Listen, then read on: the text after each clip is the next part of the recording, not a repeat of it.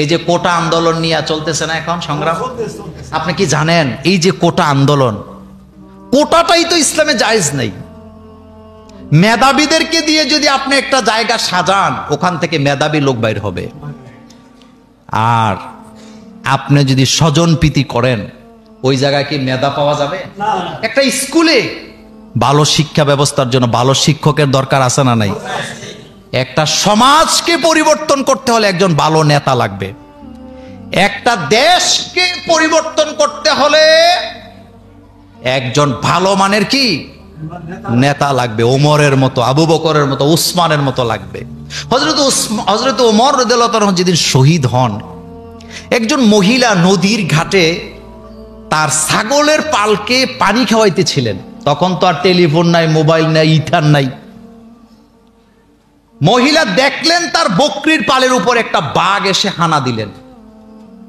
মহিলা তার বকরির জন্য কাঁদতেছে না, চিৎকার দিয়ে বলতেছে, আমি সাক্ষী দিচ্ছি হযরত ওমর দুনিয়া থেকে বিদায় হয়ে গেছে। লোকেরা বললেন, নারী, মহিলা, বুড়া মানুষ, তুমি কি বলছো এগুলা? মহিলা বুকে হাত দিয়ে বলতেছেন, আমি আমার বিশ্বাস থেকে বলছি, ওমর যদি পৃথিবীতে বেঁচে থাকতেন, বাঘের এত বড় সাহস ছিল না আমার বকরির পালের উপরে আক্রমণ করে।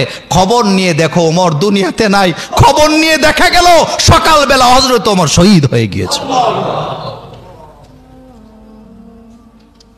এমন নেতা লাগবে, এমন শিক্ষা লাগবে। শিক্ষা মন্ত্রীটাও কি নাম দেখলেই তো ছোট বাচ্চারা বিস্কি মারে।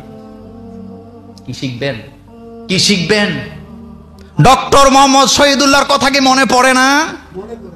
ডক্টর মোহাম্মদ শহীদুল্লাহ ঢাকা ভার্সিটির প্রোগ্রামে বলেছিলেন, তোমরা যারা বিদেশ থেকে ডিগ্রি নিয়ে এসেছো, তোমাদের মধ্যে যদি কোরআন না থাকে, তোমরা নিজেদেরকে পণ্ডিত বলো। পণ্ডিতের আগে আরেকটা শব্দ লাগাও, মূর্খ পণ্ডিত। সুতরাং আজকের জমানায় যাদেরকে আপনি শিক্ষামন্ত্রী বানান, একটারও কোরআন জানা না থাকার কারণে শিক্ষা ব্যবস্থা ধ্বংস হয়ে গেছে।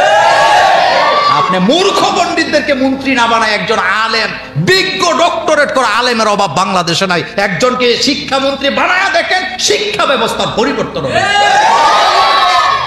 কারণ জ্ঞান আসছে কার কাছ থেকে? রব্বি জিদনি, রব্বি জিদনি। আপনি যেমন আপনার সন্তানকে নিয়ে চিন্তিত আছেন, আমারও তো সন্তান আছে, আমিও চিন্তায় আছি, আমিও সুখে নাই।